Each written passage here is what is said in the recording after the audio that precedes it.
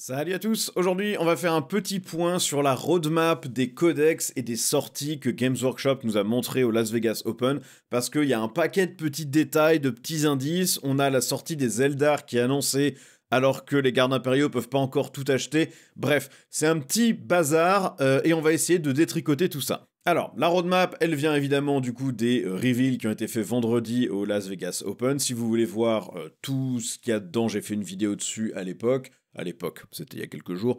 Games Workshop a listé l'ordre de sortie de quasiment tous les codex restants pour Warhammer 40 000, à part, de mémoire, 2 armées.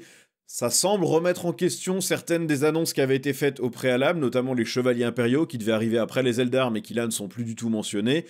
Et ça donne aussi une bonne idée de ce qu'on peut attendre comme figurines et comme quantité de nouveautés, parce que si le codex sort dans très peu de temps et qu'on n'a encore vu aucune figurine annoncée, ça veut probablement dire qu'il n'y a rien de spécial qui sort pour eux, à part le personnage qui donne dans chaque armée de la 10e édition.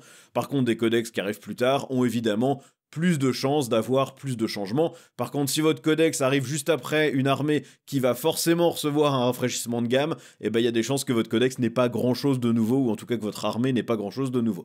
Donc ça donne des petits indices, mais ça brouille aussi pas mal les pistes par rapport à ce qu'ils avaient annoncé précédemment. Parce que déjà, la garde impériale, bon, ils ne sont qu'à moitié sortis. La plupart des joueurs garde imp n'ont pas en main leur codex, puisqu'il n'est pas vendu individuellement encore. Il était seulement vendu dans la boîte d'armée d'Escort de Krieg, qui normalement devrait être livrée ce samedi, puisqu'elle était en précommande il y a 2 semaines. Donc en théorie, les gens qui l'ont précommandée devraient la recevoir. Je sais qu'il y a toujours des gens qui arrivent à se la procurer un peu en avance, mais normalement la sortie officielle, ça doit être ce samedi. La sortie finale du codex, la capacité d'acheter le codex individuellement et toutes les figurines, arrivera plus tard, mais on ne sait pas exactement quand.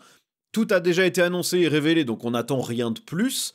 Et on sait aussi que la sortie boîte d'armée plus codex en avance a été plutôt mieux gérée que depuis le début de cette édition, puisqu'ils ont déjà donné les points dès la précommande, avant même que tout le monde ait pu avoir la boîte chez soi. Donc c'est quand même nettement plus malin comme manière de gérer les choses. Il n'y avait pas besoin d'attendre que tout le monde ait son codex pour pouvoir jouer avec le sien si on a précommandé la boîte. D'habitude, on était un peu puni pour avoir acheté cette boîte d'armée qui contient le codex, puisqu'on a plein de règles potentiellement intéressantes, des nouveaux détachements, mais en fait, comme les coups en points sont complètement à la rue dans ce qui est imprimé dans le codex, et que les coups en points de l'index sont forcément plus valides, puisqu'il y a souvent des changements de règles, on peut pas vraiment jouer de manière honnête avec le nouveau codex en attendant que tout le monde y ait accès et que les points soient sortis. Là, c'est pas le cas, donc c'était vachement mieux géré. Maintenant, espérons que les joueurs Gardimp qui n'ont pas été séduits par la boîte Krieg et veulent juste le codex n'auront pas à attendre trop longtemps quand même pour pouvoir mettre les mains dessus. D'autant plus que les Eldar arrivent déjà en précommande ce week-end, et eux, c'est une sortie tout compris, pas de délai, vous achetez tout ce que vous voulez, comme vous voulez. Games Workshop a fait leur preview du dimanche pour ce que vous pourrez précommander le samedi suivant, donc ce samedi de cette semaine. Ça sort avec toutes les figurines qui ont été annoncées précédemment. Certaines des figurines de l'armée sont aussi repackagées différemment. Il y a une nouvelle patrouille qui devrait arriver, mais elle, pour le coup, n'a pas encore été annoncée ni révélée. Comme toutes les patrouilles de cette édition, elle sera moins bien que la patrouille existante. Donc si vous aimez le contenu de la patrouille existante, que vous voulez commencer une armée Eldar, vous devriez probablement, pour économiser de l'argent, acheter la patrouille actuelle si les unités qu'il y a dedans vous tentent. Il n'y aura pas de boîte d'armée pour les Eldar avec le codex plus certaines figurines, a priori. Ils sortent vraiment tout de manière individuelle. Et du coup, il semblerait que le codex Eldari va être disponible pour tout le monde avant le codex garde impériale, puisque si vous pouvez précommander les choses dès ce samedi, ça veut dire que normalement, tout sera livré pour le 8 février. Donc à moins que le codex garde impériale ne soit vendu dès ce samedi en vente directe ou soit vendu le samedi prochain, les joueurs Eldari auront leur codex avant la majorité des joueurs Astra Militarum, ce qui est un peu dommage puisque toutes les annonces Astra ont été faites avant. Bref, c'est un peu dommage. Ça semble par contre être un très gros codex pour les Eldari cette fois-ci. Déjà parce que ça va être le plus gros codex en volume de détachement, ils en ont encore plus que les Space Marines, ils en ont 8. On sait qu'il y a des gens chez Games Workshop qui ont un petit biais pour les Eldari quand ils écrivent les règles. Là on le voit encore, ils ont plus de jouets que les autres. En même temps, c'est une armée qui est très riche, avec un historique très riche, beaucoup de figurines, d'autant plus qu'ils y ont versé quand même les Harlequins et qu'on a toujours les Inari au milieu, donc c'est loin d'être surprenant et c'est très cool pour les joueurs Eldar. Donc parmi les détachements, on sait qu'il y en aura un seul malheureusement pour les Harlequins. Si vous aimiez beaucoup les Harlequins et que vous les aviez en armée, vous aurez qu'une seule manière de les jouer. 2 avec les Drukhari si vous voulez aussi vous prendre 1000 points de Drukhari.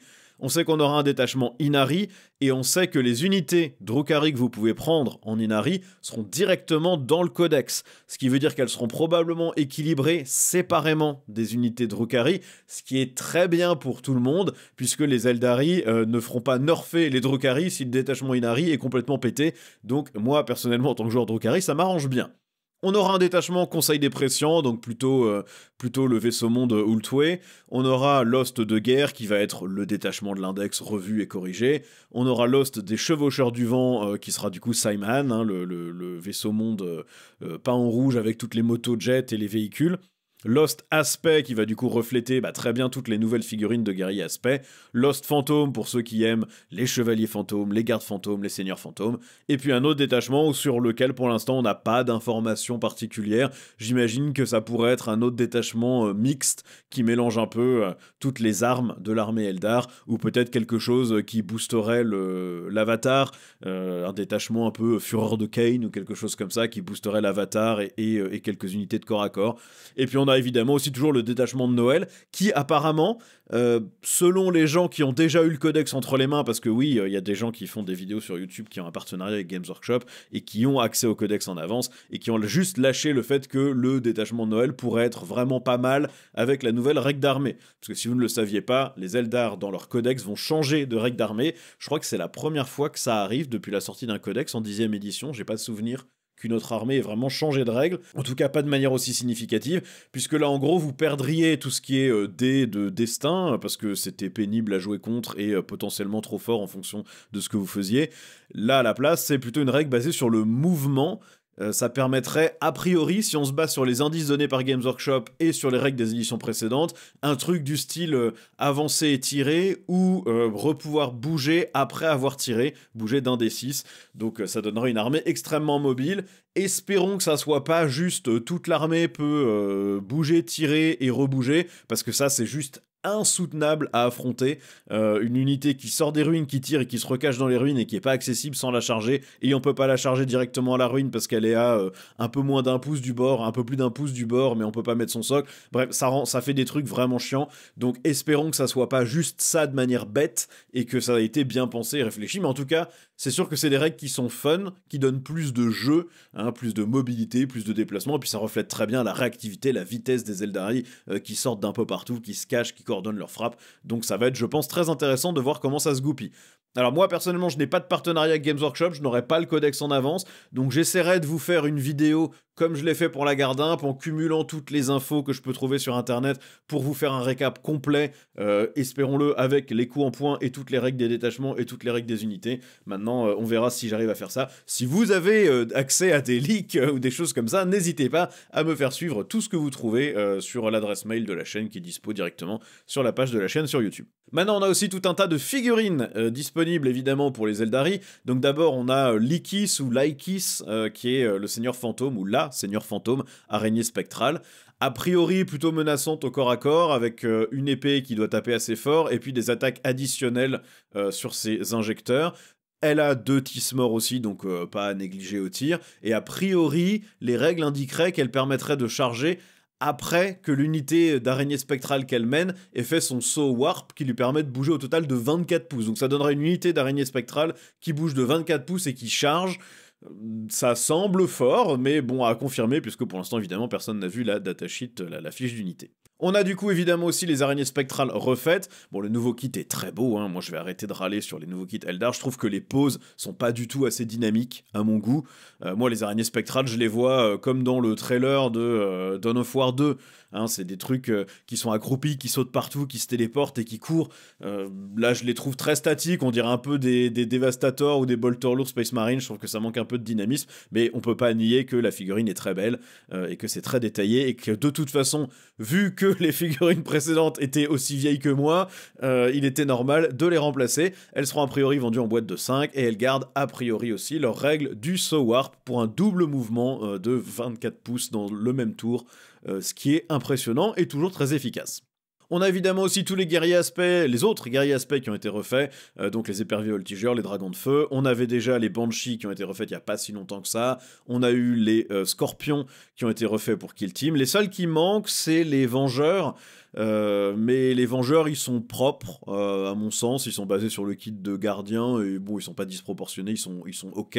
On a aussi les Seigneurs Phoenix qui ont été refaits, Baharroth, que vous voyez en bas à gauche, Azurmen au milieu et Fuegan sur la droite. Le seul qui manque, c'est Karandras, ils l'ont oublié, ou ils avaient pas le temps, espérons qu'il arrive plus tard. Et puis on a aussi d'autres kits qui ont changé un peu, le Falcon et le Serpent ont été repackagés dans la même boîte, donc c'est une seule boîte qui vous permet de construire les deux. Je pense que c'est pas plus mal, même si ça va probablement vouloir dire que c'est un tout petit peu plus cher qu'avant. Et puis les marcheurs ont été repackagés par deux aussi, probablement pour en vendre un petit peu plus. Je sais pas trop, la figurine n'est pas merveilleuse, elle mériterait d'être retapée aussi. Alors, après les Eldar, on va avoir la sortie des Emperor's Children. Moi, je ne les attendais pas du tout aussi vite, mais clairement, c'est ce qui arrive après les Eldar. Donc ils sortiront plutôt en sortie échelonnée comme la garde impériale a priori, où on aura une boîte d'armée qui contient des figurines et le codex. Il y aura donc 2 x 6 Noise Marine, 10 tourmenteurs qui sont les Space Marines avec bolter et armes spéciales, 10 infractors qui sont plutôt des Space Marines de corps à corps avec des lames de duellistes, et un seigneur exultant que vous voyez sur la droite, plus le codex et les cartes d'armée. Donc il y a des chances que cette boîte soit en précommande. Moi j'aurais tendance à dire que ça pourrait arriver en précommande la semaine où les Eldari seront livrés. Donc vous auriez les Eldari en précommande cette semaine, ils sont livrés dans 2 semaines, donc on aurait peut-être la précommande des Emperor's Children à ce moment-là, ou la semaine d'après, et donc du coup une livraison de cette boîte d'armée pour le 22 février ou début mars, et la sortie officielle du codex et toutes les figurines en vente individuelle courant mars probablement. Ils ont confirmé que la patrouille arriverait plus tard, elle sera pas disponible en même temps que le reste de la gamme Emperor's Children, elle sera pas tout de suite là. Elle contient 6 lames qui sont un peu l'équivalent des octoliers, c'est un peu les duellistes Emperor's Children, mais c'est pas eux qui sont possédés, c'est leur épée. 10 infractors, donc les Space Marines de corps à corps, et puis le Seigneur exultant. Ça a l'air d'être une sortie convenable, j'espère juste qu'ils feront ça de la même manière que pour la garde impériale, où il n'y a pas besoin d'attendre 50 ans pour avoir les points et pouvoir jouer avec son armée, ça serait quand même plutôt sympa. On sait aussi déjà pas mal de choses sur le codex des Emperor's Children. On sait qu'il aura 6 détachements, ce qui est pas mal parce que c'est une toute nouvelle armée qui n'aura que 8 unités spécifiques à elle, en plus des démons de Slaanesh qui seront rajoutés. On peut se douter qu'on aura un détachement pur légionnaire, avec que du Space Marine, on sait qu'ils auront probablement un détachement pur démon. On se doute qu'on devrait avoir un détachement plutôt axé Noise Marine, même si, bon bah du coup ça boosterait que 2 kits, le Seigneur cacophoniste et les Noise Marines qui l'accompagnent. Probablement un détachement axé corps à corps, qui serait axé peut-être Lucius, les Flawless Blades, les Infractors, et puis sans doute 2 détachements mixtes qui permettent de mixer un peu toutes les unités. Ça serait intéressant. On sait du coup qu'ils n'ont que 8 unités spécifiques, on a Fulgrim et Lucius, donc le Primarque et le Duelliste, le Lord Exultant qui est le Seigneur du Chaos, Emperor's Children, le Lord Cacophoniste que vous voyez probablement sur la couverture du Codex qui mène les Noise Marines, les Flawless Blades qui sont du coup ces duellistes dont la lame est possédée, et les Noise Marines, et puis les 2 kits de Space Marine, Tourmenteurs et Infracteurs, donc ceux qui tirent et ceux qui tapent. On sait aussi que les démons de Slaanesh seront dans ce codex. Ça ne veut pas dire qu'ils seront pas ailleurs, mais en tout cas, ils seront inclus dans ce codex. A priori, ça représente 14 unités si tout reste et que rien ne s'en va.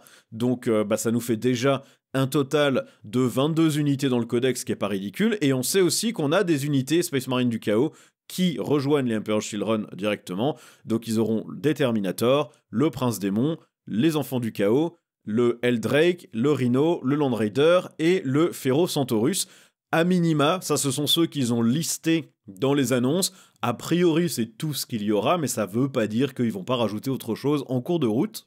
Donc on se retrouve quand même avec une armée qui a 29 unités dans le livre, ce qui ouvre pas mal de possibilités, à mon avis. Je pense qu'il y a moyen de faire quelque chose de correct avec tout ça. La règle d'armée, on sait que ça sera un truc aux alentours de avancer charge, replier charge, mais sous condition, parce que quand on joue Slaanesh, on a l'habitude d'avoir les mêmes bonus que les autres armées, mais avec des malus collés, c'est toujours le cas. Bon, je rigole, mais en général, c'est ça, Slaanesh, c'est des armées techniques, parce que vous avez une armée qui bouge très vite, là c'est confirmé, hein, la plupart des Space Marines classiques bougeront de 7 pouces chez les Emperor's Children, pas de 6. En général, on a une armée qui est rapide, qui tape fort au corps à corps, mais qui résiste pas trop aux dégâts, et qui peut faire vraiment très mal, mais en échange, vous devez toujours sacrifier des choses, soit renoncer à un bonus, soit accepter de prendre des blessures mortelles, soit donner des bonus à votre adversaire. Il y a toujours ce côté excès qui vous punit vous, pour vous donner vos bonus, ce que la plupart des autres armées n'ont pas besoin d'avoir en général pour avoir le même bonus. Mais souvent couplé aux règles des unités, ça fonctionne bien. Donc bah, c'est probablement ce qu'on va avoir ici aussi pour les Emperor's Children. Maintenant, ce qui arrive après ça, on sait que c'est les codex des légions renégates. Ils vont donc nous faire une sortie à la chaîne des 4 légions renégates. On sait qu'on va avoir les World Eaters, la Death Guard et les Thousand Sons à la suite. Donc là encore, vu que les démons du chaos sont inclus dans le codex Emperor's Children, il est quasi impossible que ça soit pas aussi le cas pour les World Eaters, la Death Guard et les Thousand Sons. Ça gonflerait nettement la rejouabilité et le volume d'unités dans ces armées, puisque les World Eaters gagneraient 12 unités, les Thousand Sons en gagneraient 13, et la Death Guard gagnerait 12 unités de Nurgle. Alors, ça prend en compte les éléments de terrain, donc vous pouvez en enlever un si ça vous intéresse pas, parce que, bon, bah, voilà, les éléments de terrain, est-ce que quelqu'un les pose sur la table à 40 000 ? Probablement pas. En tout cas, c'est intéressant pour la rejouabilité. Par contre, ça peut aussi indiquer que Games Workshop pourrait se contenter de se faire une petite sortie avec, allez, chacun a un perso, et puis comme vous avez tous les démons, on n'a pas besoin de vous faire une nouvelle vague de sortie. Ce qui, bon, pour les Death Guard et les Thousand Sons est déjà un peu dommage, parce que c'est des armées qui n'ont pas énormément d'unités spécifiques, mais pour les World Eaters, ça sera vraiment criminel, parce qu'eux, il leur manque clairement des choses. C'est la seule armée du jeu qui a un seigneur monté sur un Juggernaut, qui n'a pas d'unité de Juggernaut à mener. Ça serait quand même dommage de ne pas avoir au moins des Berserk sur Juggernaut, mais bon, on verra bien. J'espère qu'ils vont pas suivre la route minimale. Par contre, si ils se disent que rajouter les démons aux unités légion et puis on sort un petit perso bonus histoire de dire qu'on a fait quelque chose, s'ils prennent cette route-là, au moins ça peut vouloir dire que les codex sortiraient de manière très rapprochée et très rapide, ce qui est bien parce que ça permettrait d'avancer vite dans l'année. J'ai vu certaines personnes mentionner le fait que peut-être que les 3 codex pourraient être sortis en même temps. C'est pas du tout adapté à ce que fait Games Workshop d'habitude. En général, ils maximisent les ventes en étirant les sorties sur la plus longue durée possible. Donc à mon avis, on aura une sortie échelonnée juste après les Emperor's Children, probablement sur la fin du premier et le début du deuxième trimestre. Je serais étonné que ça soit tout ce qu'on ait au deuxième trimestre, ces 3 armées, avec juste un perso dedans et des démons. Je pense qu'ils vont nous les sortir rapidement avec les démons dedans et malheureusement probablement pas rajouter beaucoup d'unités dedans. Je pense que s'ils devaient nous sortir beaucoup plus de choses dans ces armées-là, on aurait déjà commencé à voir des choses pour ces armées. Ensuite, on va avoir les Chevaliers Gris. Alors eux, ils ont besoin d'une nouvelle gamme quasi intégralement refaite. Tous leurs Space Marines sont encore les vieux Space Marines squatters avec les jambes à demi pliées, des grosses mains, une grosse tête et un petit corps. Ils sont plus du tout à l'échelle, que ça soit leur Terminator, que ça soit leurs équipes de strike, etc. Les personnages sont quasiment pas refaits non plus. Il y a que le Nemesis, le cuirassier Nemesis qui est vraiment propre.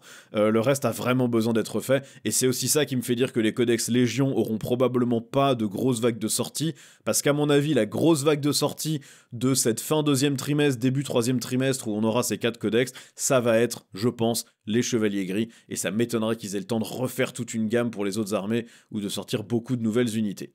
Ensuite, sur la droite, on a un Salamanders. Alors, est-ce que c'est un codex Salamanders ou est-ce que c'est une espèce de supplément chapitre pour le codex Space Marine? Si c'est un codex Salamanders, je pense que ça veut dire qu'on va voir la sortie de Vulcan, leur Primarque. Beaucoup d'entre vous me l'ont mentionné dans les commentaires de la vidéo précédente et je suis totalement d'accord avec ça. S'ils leur font un codex à part, ils ont leur Primarque. Il est logique dans le lore que ça soit lui qui revienne puisqu'il est fonctionnellement immortel, enfin il peut mourir mais il revient toujours, c'est un perpétuel, donc probablement qu'il est encore en vie. La dernière fois qu'on l'a vu c'était la guerre de la bête où il est mort soi-disant en affrontant des orques gigantesques qui faisaient la taille d'un dreadnought ou un truc comme ça, ou d'un chevalier impérial, mais bon, pourquoi pas, un codex Salamanders avec la sortie de Vulcan, les personnages Salamanders refaits, peut-être une ou 2 unités spéciales, et puis du coup les sortir du codex Space Marine. Ou alors, ça sera un supplément chapitre dans lequel on trouverait les Salamanders, les Iron Hands, les Ultramarines, les White Scars, la Raven Guard, et qui du coup rajouterait peut-être des détachements, peut-être un détachement spécifique à chacune de ces légions, des personnages spécifiques, et les traiterait du coup un peu comme des chapitres divergents, ce qui voudrait probablement dire qu'ils perdraient le plus un pour blessé, du serment de l'instant aussi. Donc à voir. Normalement, c'est des chapitres qui sont censés être représentés par le codex Space Marine générique, donc est-ce qu'ils ont besoin de leur codex à part? Est-ce que les Space Marines ont besoin de plus de codex et de plus d'unités? Probablement pas. Maintenant, à voir ce qu'ils sortent et ce qu'ils produisent. Ensuite, on a clairement en bas à gauche les Black Templars, une hache avec une croix, c'est des Black Templars. C'est probablement une sortie qui sera très simple, ils ont déjà toute leur gamme qui est propre, donc je pense qu'ils verront un petit personnage et leur codex, et ça ira vite. Et puis ensuite, clairement, on a une lame tronçonneuse qui vient d'un chevalier du chaos ou d'un chevalier impérial, mais probablement plutôt chevalier du chaos vu la tronche. Ce qui nous amène à une petite interrogation au sujet des chevaliers impériaux.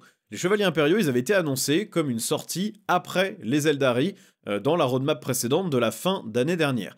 Là, ils ne sont plus du tout présents dans cette roadmap-là. Alors, pas de panique, ils vont pas supprimer l'armée des chevaliers impériaux, il n'y a aucune raison. Ça veut sans doute plutôt dire que la sortie aura lieu à peu près en même temps ou juste après que les chevaliers du chaos. En général, ils groupent les deux, les figurines sont très similaires, ont des règles similaires, ont des profils similaires, souvent ont des kits similaires, donc probablement qu'ils vont grouper les deux sorties. Maintenant, ça indique probablement une petite sortie pour ces armées. S'il y avait eu un gros rafraîchissement de la gamme Chevaliers Impériaux avec, je sais pas, soit des unités d'hommes d'armes, mais pas mal d'entre vous m'ont dit que ça vous intéressait pas, ou plus de petits armigères, ou des nouveaux châssis, peu importe. S'il y avait eu un gros truc, je pense pas qu'ils auraient décalé la sortie, je pense qu'ils l'auraient annoncé tout de suite, et qu'on aurait eu ça avant les Emperor's Children. Je pense que ce qu'ils auront probablement, c'est soit une autre variante de Dog et d'Armigère, notamment les Armigères, ils en ont plutôt moins, et puis probablement le châssis Cerastus, qui pourra arriver de manière officielle, pas en Imperial Armor. De mémoire, il a été refait en plastique pour les Résidorus, et il n'y a vraiment aucune raison de pas le donner. Maintenant, on sait que Games Workshop n'aime pas mélanger les ventes des figurines de deux gammes différentes, même si tout le monde le fait.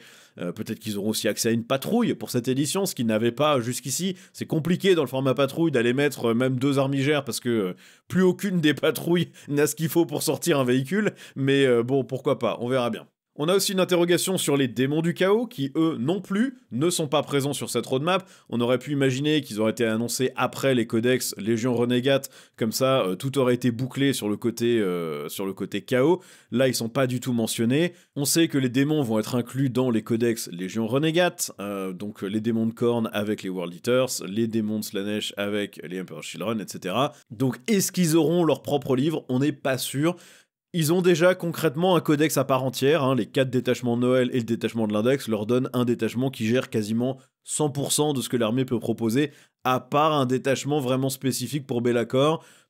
Je pense que ce qui va se passer, c'est que les démons n'auront pas de codex cette édition. Je pense qu'ils vont rester, ils seront pas supprimés, je pense qu'ils auront toujours leur index existant, avec ces 5 détachements. Les joueurs démons pourront continuer à jouer démons pendant toute cette édition.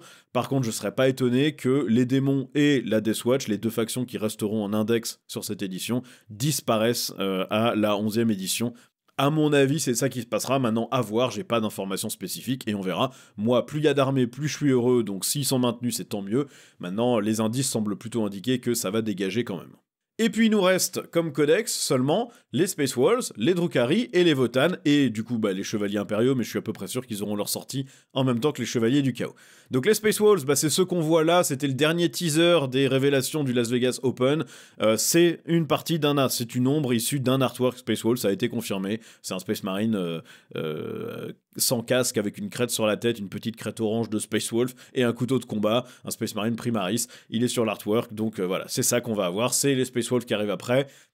Et donc ça veut dire que, comme c'est une armée qui va avoir besoin d'une énorme nouvelle gamme, parce que c'est pareil, quasiment toutes leurs unités sont non primaris, Games Workshop ne veut plus de premier-né dans ses gammes et supprime à chaque édition tout ce qui reste. Je pense que la 11e édition sera l'édition où il n'y aura plus une seule unité premier-né qui reste dans l'armée Space Marine, tout va être foutu en légende. Donc à mon avis, les Space Wolves vont avoir droit à leur grosse gamme, et donc ça veut dire que si le codex Salamanders n'est pas un codex Salamanders et qu'il n'y a pas de Vulcan, ça veut probablement dire qu'on aura Leman Russ comme Primarch annoncé et sorti pour les Space Wolves, je serais vraiment pas surpris. On a ensuite les Drukhari, pas non plus présents dans la roadmap du tout. On n'est pas étonné, Games Workshop n'a jamais soutenu cette armée au même niveau que les autres. C'est moins Calimero, les joueurs Drukhari comme moi, mais c'est vrai, on a le moins de figurines pour une armée qui est la plus vieille. Je rappelle que les Drukhari, c'était quand même l'armée qui a introduit la boîte de la 3e édition contre les Black Templars. Il n'y a aucune armée qui est aussi ancienne, qui a aussi peu de figurines. Même les Necrons qui sont sortis après, leur gamme est plus riche, donc c'est compliqué. Maintenant, ils ont clairement besoin d'une gamme refaite pour énormément d'unités qui sont même plus vendues, hein. C'est pas juste que les figurines sont vieilles et trop chères ou en fin de casse, c'est qu'elles sont plus vendues. On a, c'est quoi, c'est un cinquième de nos unités ou un sixième de nos unités qui sont même plus disponibles à la vente. Donc clairement, il y a un gros travail à refaire si Games Workshop souhaite maintenir cette armée dans le jeu et pas juste les fusionner avec les Eldari en mode Inari, ce que j'espère vraiment qu'ils ne feront pas, parce que j'aime bien les jouer comme une armée à part. On verra bien ce qui se passe. Le fait que ça soit une armée qui n'a pas encore été annoncée veut probablement dire qu'ils auront droit à une bonne grosse gamme toute neuve. Idem pour les Votann, ils ne sont pas dans la roadmap. C'est aussi une armée qui n'a que concrètement une demi-armée. Ils ont une option pour chaque type d'unité dont on a besoin à Warhammer 40 000, mais ils ont qu'une option et pas beaucoup de variétés. Donc ils ont besoin de plus. Ces 3 armées qui attendent ce gros rafraîchissement, qu'elles soient gardées pour la fin de l'édition, c'est bien. Par contre, je serais étonné que Games Workshop fasse coup sur coup en fin d'édition ces 3 armées avec 3 grosses gammes énormes refaites. Les Space Wolves vont quand même devoir, à mon avis, s'asseoir sur un paquet d'unités existantes qui seront pas refaites. Ça sera plutôt un kit d'upgrade. Je pense que les Drukhari auront les unités qui leur manquent refaites, mais rien de neuf, à part une figurine comme toutes les armées de cette édition.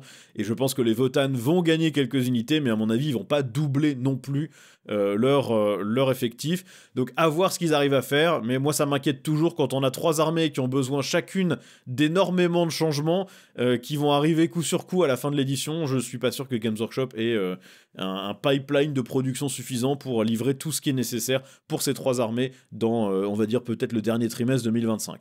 Donc voilà un peu toutes les explications que je pouvais donner ou trouver autour de cette roadmap, des codex et des sorties. Ça a l'air de s'accélérer un peu, je pense que c'est bon signe.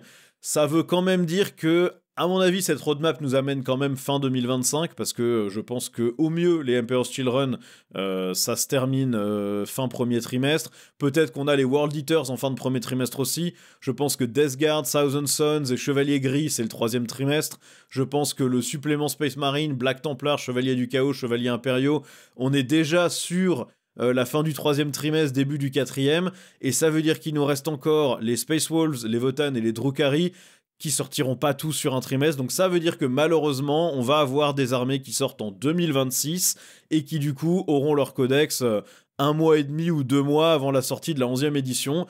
Alors a priori, si Games Workshop respecte ce qu'ils font d'habitude, la 11e édition va pas nous remettre en index, donc les codex seront encore utilisables avec une FAQ, ce qui est tant mieux, mais bon, c'est quand même toujours un peu rageant quand on a notre livre d'armée qui arrive et que en fait on peut l'utiliser 2 semaines ou 2 mois avant qu'il soit faqué pour l'édition suivante, et ensuite on sait que dans 1 an et demi on en a un autre à racheter. C'est pas super agréable comme sensation, et bon bah moi ça va m'arriver probablement sur cette édition là, au moins avec les Drukhari, donc voilà, c'est jamais un truc feel good à recevoir. En tout cas, merci d'avoir regardé la vidéo. N'hésitez pas à me laisser, comme d'habitude, vos commentaires sur ce que vous pensez de mes diverses conjectures et suppositions. Et puis, comme d'habitude, vous savez où sont tous les boutons YouTube pour faire en sorte que la chaîne grandisse et fonctionne bien. Et je vous dis à la prochaine pour une nouvelle vidéo. Ciao!